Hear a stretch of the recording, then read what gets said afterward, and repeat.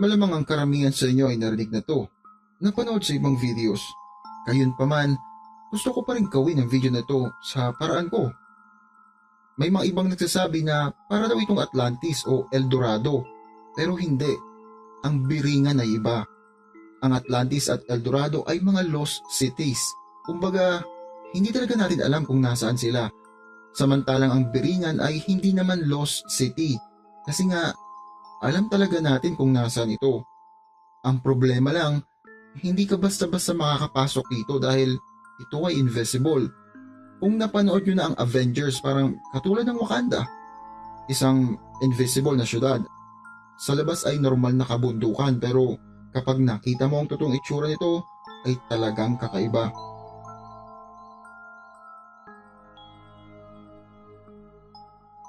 Pinaniniwalaan na ang lokasyon ng Biringan ay nasa pagitan ng mga bayan ng Gandara, Tarangan at Pagsanhan. Ang bayan ng Biringan ay hindi basta-basta makikita. Ayon sa mga kwento, meron itong 7 lagusan.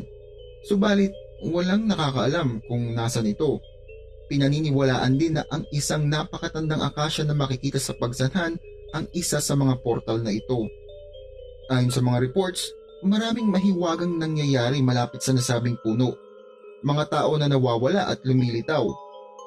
Pinaniniwalaan din na ang mga taong ito ay mga piringan at sila ang may kakayahang maglabas-masok dito. Ayon din sa mga reports, paminsan-minsan ang mga biringan ay tinatawag ang mga nagkakawi dito. 3 lang ang rason dito. Una, nagustuhan nila ang tao o hindi naman kaya ayaw nila sa tao. At pangatlo, gusto lang nila itong paglaruan. Ayon sa mga nakakita ng biringan, para itong isang New York o Hong Kong. Pero imbes na matataas na mga building ang makikita mo, ang mga gusali na ito ay mga cathedral type buildings at sobrang ganda na hindi pa nagagawa sa panahon natin. Iba't iba din ang kwento ng di umano nakapasok sa loob ng biringan pero iisa lang ang pare-parehas nilang sinabi. Para silang na-possess o nasa trance state. Maiba rin nakakita ng segundo lamang na para bang biglang nagkaroon ng problema ang kung anumang teknolohiya o mahika ang nagpapa-invisible sa biringan.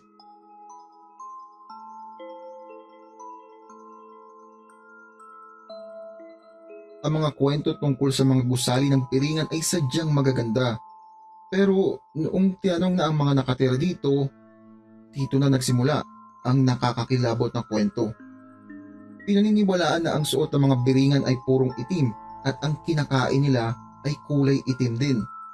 Mukha silang mga tao pero wala silang philtrum o yung guhit sa ibaba ng ilong natin.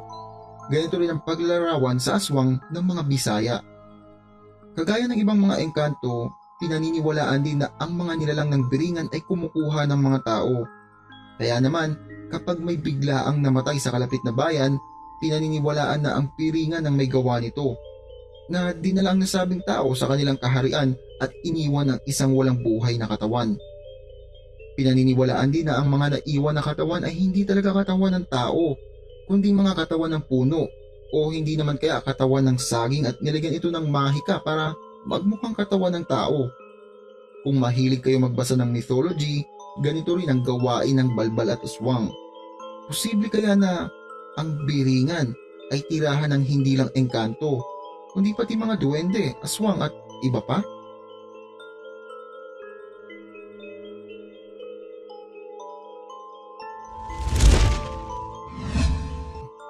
Isang cargo ship ang minsang dumaong sa Tacloban City kung saan may dala itong mabibigat na equipment kagaya ng bulldozers, payloaders at mga materyales na kailangan sa konstruksyon. Subalit, noong inspeksyonin na ito ng mga customs, nagkulat ang officer kasi ang destinasyon ng nasabing cargo ship ay Biringan City. Ang cargo ship ay pinabalik dahil wala namang may alam ng Biringan City. Umalis ito at hindi na nakita pang muli.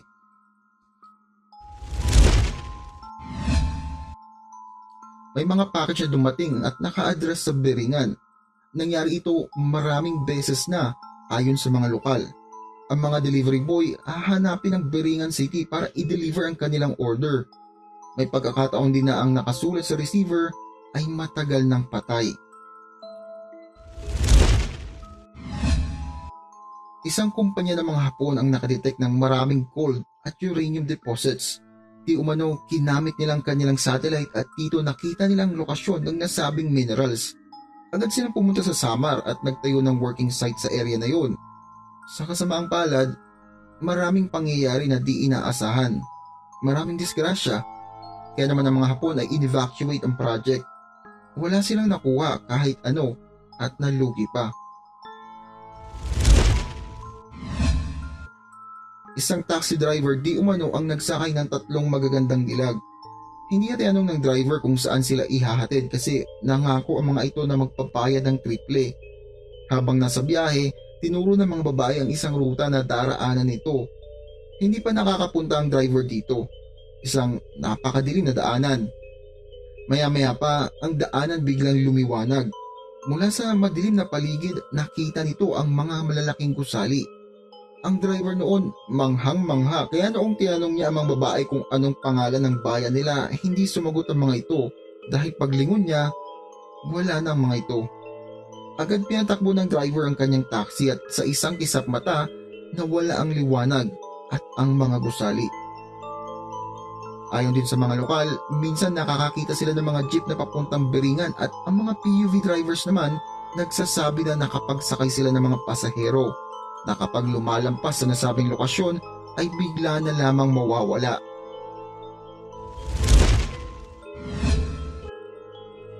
May mga kwento din sa Samar na ang mga magagandang babae ay kinukuha ng mga kahina-hinalang mga lalaki. Ang lalaking ito ay liligawan ng babae at yayayain na pumunta sa kanila. Lingid sa kaalaman ng babae, dadalhin na siya sa Beringan. Dito, paghahandaan siya ng masasarap na pagkain. At ayon sa kwento, kapag natikman mo ang kanilang pagkain, hindi ka na makakabalik pa. Isang teatro ang pinalabas sa Samar na pinamagatang The Beringans. Ang storya ay tungkol sa mga Beringans base sa mga paniniwala ng mga lokal. Ang mga karakter sa nasabing teatro ay ang mga kilalang Beringan sa mga kwento. Subalit, noong print na nilang mga script, di umano, ang mga pangalan ng karakter ay hindi lumilitaw. Kinailangan nilang baguhin ang pangalan ng karakter para mapalitaw ito. Hindi lang yan, may mga gamit na bigla na lang mawawala at mga performers bigla na lang magkakasakit.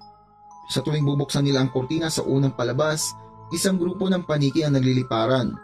Dahil na din sa mga kababalaghan, sinubukan nilang magmisa sa loob ng teatro pero noong nangyari ito, 4 sa mga performers ang agad na tumumba. Dahil na din sa konti lang ang nanonood, tumagal lang ng 4 na araw ang teatro. Sa 4 na araw na ito, ang buwan ay nanatiling full moon. Coincidence?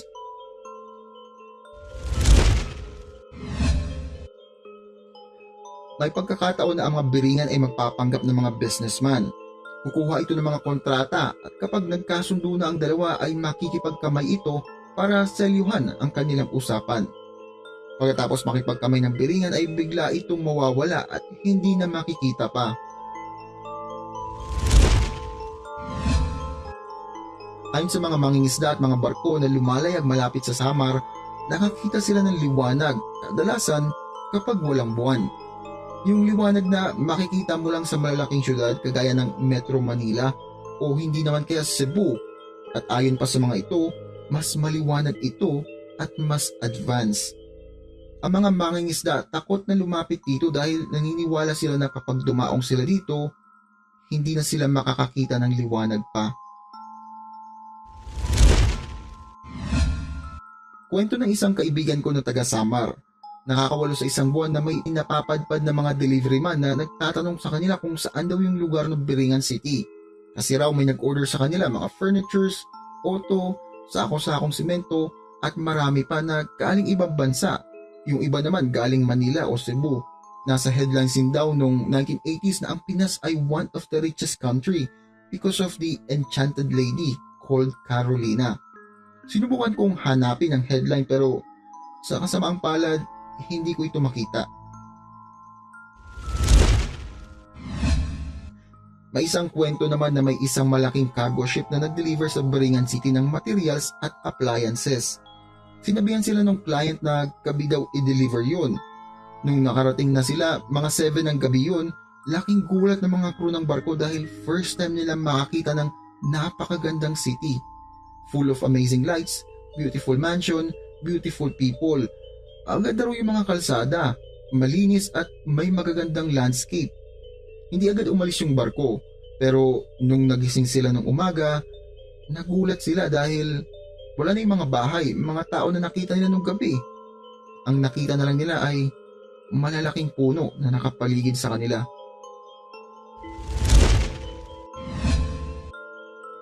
Dalawang rider di umano ang nag-night ride mula sa Western Samar papuntang Eastern Samar. Alas 9 ng gabi noon at nilalakbay ang mahamog na daan ng Borongan Eastern Samar. Maya-maya pa nakaramdam sila ng malamig na ihip ng hangin at halos nawala lahat ng liwanag. Ang tanging ilaw na nakikita lang nila ay ang ilaw mula sa kanilang mga motor at wala silang marinig kundi ang mga insekto. Maya-maya pa napansin nila na malapit na sila sa isang sharp curve. Pagliko nila dito, para bang pumasok sila sa isang lugar na punong-puno ng sasakyan. Pero wala silang makita. Ang mga tunog lang ang naririnig nila. May mga pagbusina ng sasakyan at nakaramdam din sila ng pag-alog sa kanilang mga motor na para bang isang malaking truck ang dumaan sa gilid nila. Nawala ang mga tunog at pakiramdam na yon noong nakita na nila ang sharp curve muli. Ang storya ni Carolina ang pinaka-popular sa lahat. Ito rin ang ginawa ng teatro sa naunang storya. Noong 1983, isang babae mula sa Leyte ang nag-aral mula sa Manila at kaklase ni Carolina. Inilarawan ni Jenny si Carolina bilang isang mayaman, matalino at napakagandang babae. Noong natapos na ang semester, inanyayahan ni Carolina ang kanyang mga kaklase na bumisita sa kanilang lugar para sa nalalapit na piyesta.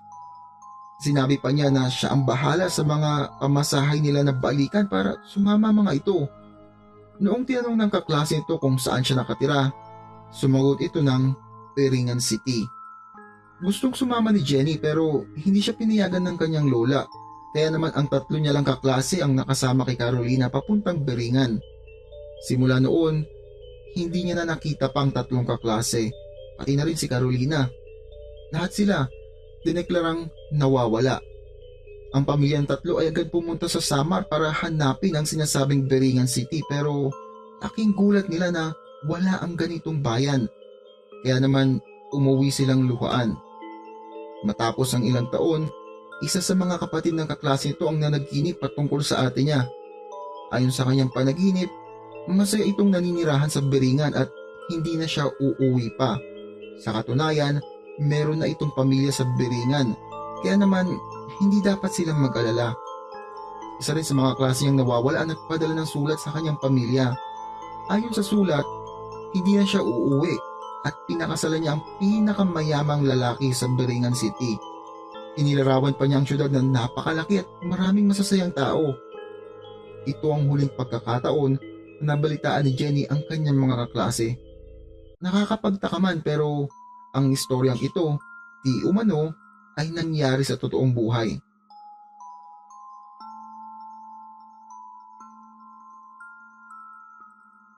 Ano nga ba talaga ang Beringan? Isa ba itong kaharian, syudad o isang lagusan para sa ibang dimensyon? Isa nga ba talagang bahay ng mga engkanto ang Beringan? Hanggang ngayon, ang Beringan ay isa pa ring misteryo. Isang misteryo na niyakap nating mga Pilipino. Lagi may kwento ang mga lokal dito. Isa lang ba itong imahinasyon o may katotohanan? Kung imahinasyon ang mga kwentong ito, dapat namatay na ito na matagal na panahon. Ang internet ay malawak at dahil dito nagkaroon na tayo ng kakayahan hanapin ang mga kasagutan. Subalit, ang iba ay nananatili pa ring misteryo. Katulad ng mga kwento tungkol sa Beringan, sila ba ay totoong nangyari o kawa-gawa lang o hindi naman kaya dinagdagan? Marahil, hindi natin masasagot ang mga tanong na yan hanggat hindi natin ito nararanasan o talagang napapatunayan. Kaya mga boss, nasa inyo kung maniniwala kayo sa mga kwento sa video na ito.